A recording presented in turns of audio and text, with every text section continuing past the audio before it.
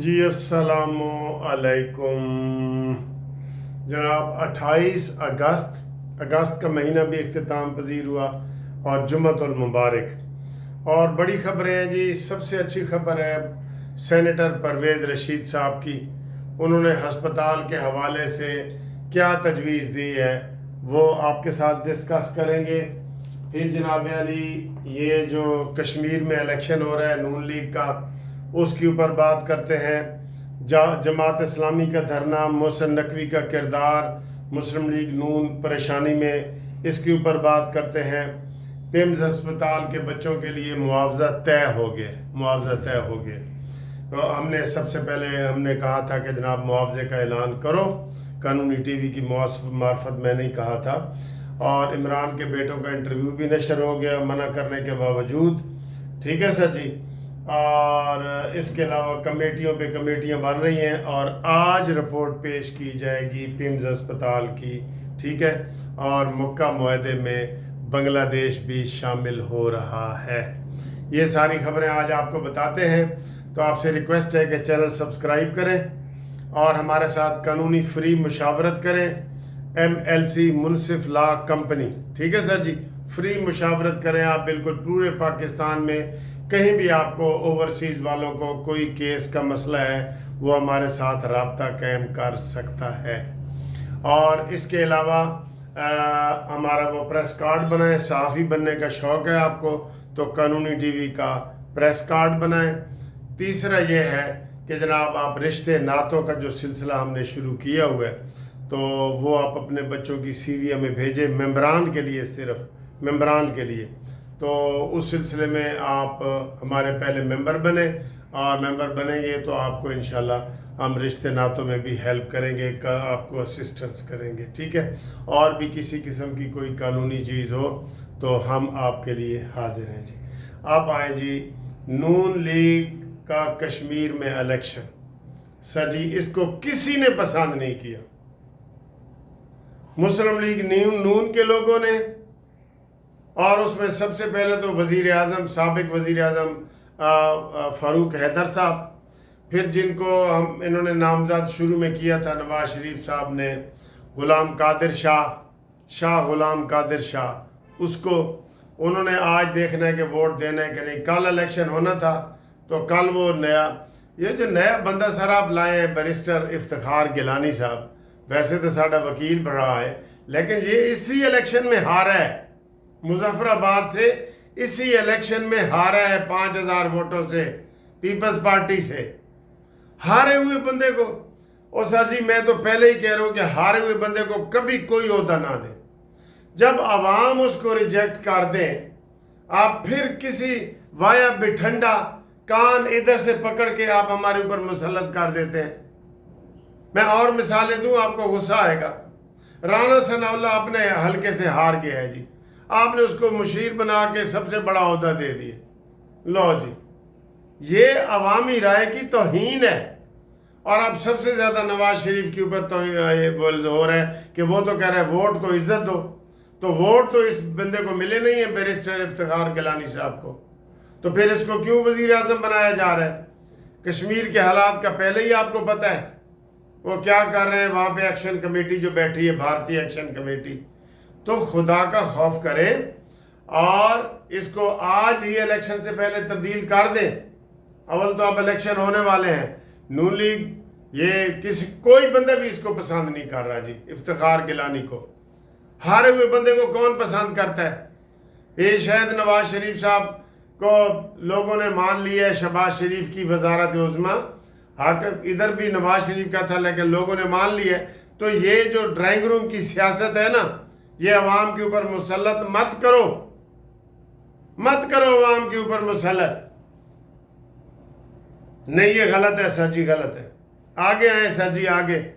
جماعت اسلامی کا دھرنا اور محسن نقوی کا کردار. یہ جتنے بھی محسن نقوی کا کردار ہو، کسان کارڈ ہو، یہ PTI کے کارڈ ہو، اس میں سارا محسن نقوی کے ارد گرد یہ ساری چیزیں گھوم رہی ہیں. محسن نقوی نے اپنے آپ کو ذہنی طور پہ وزیر اعظم تسلیم کر لیا ہے اور وہ کہتا ہے کہ بس جلدی میرا جڑنا حال کڈو. اور اسے یہ نہیں پتہ کہ یہ سینیٹر ہے اور سینیٹر کوئی وزیر اعظم نہیں ہو سکتا.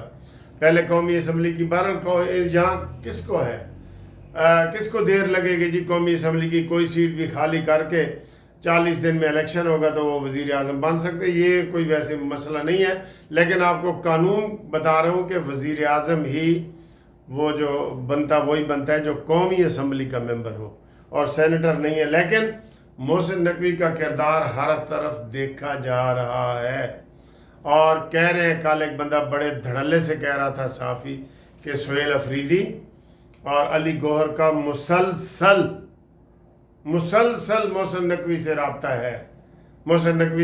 ہے. اور وہ ہمیں پتہ ہے سر جی، جیسے عمران خان کا قمر جاوید باجوہ کی گود میں بیٹھ کے اقتدار میں آیا ہے، ہمیں پتہ نہیں ہے کہ یہ کون ہے، یہ کتنے پانی میں ہے. ان کو ابھی آپ کوئی بوٹی دکھا دیں تو یہ بھاگتے ہوئے آپ کے پیچھے آ جائیں گے. اقتدار کی بوٹی ان کو دکھا دے نا، یہ بھاگتے ہوئے آپ کے پیچھے آئیں گے. پی ٹی آئی والے اور نون لیگ والے، پیپلز پارٹی والے سارے ہی. ٹھیک ہے، آگے جی عمران کے بیٹوں کا انٹرویو جی بڑا واویلا ہو رہا ہے. میں کہتا ہوں عمران کے بیٹوں کا کیا واویلا ہو رہا ہے.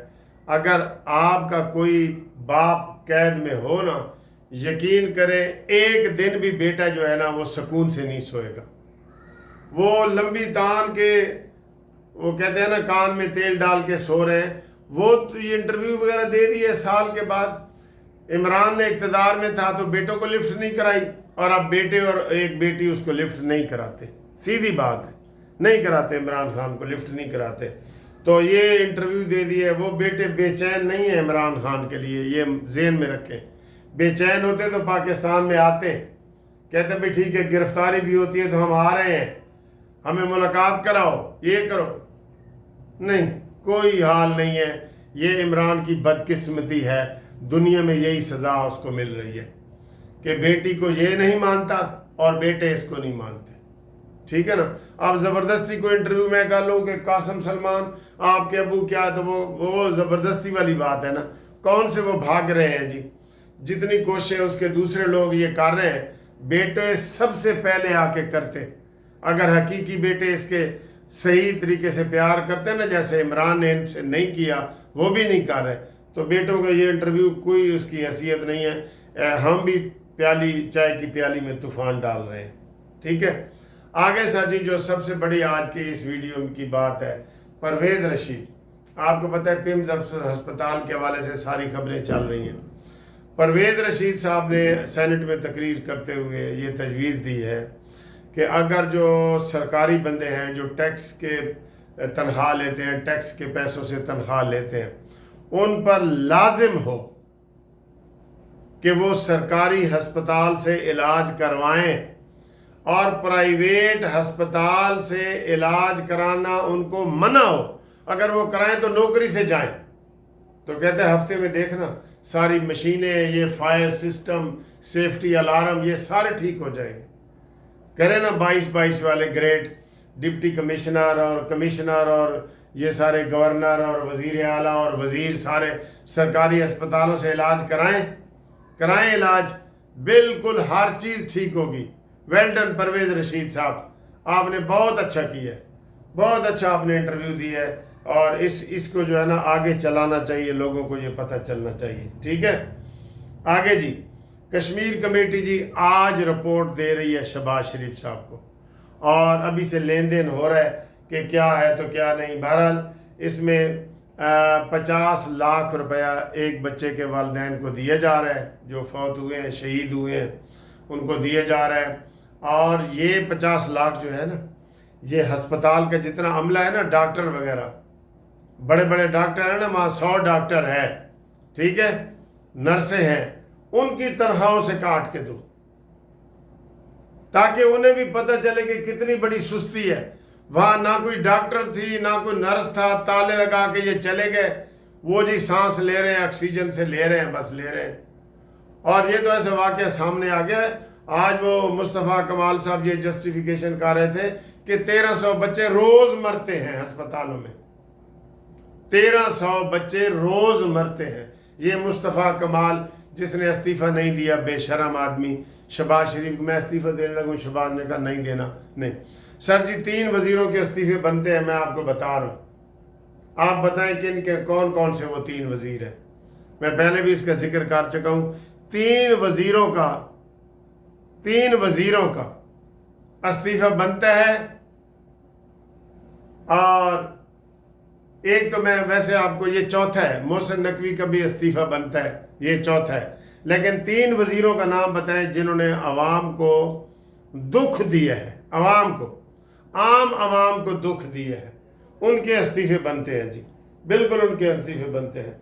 और अगली एक छोटी सी खबर है कि बांग्लादेश ने कहा है कि मैं भी मक्का मुआहदा में आना चाहता हूँ।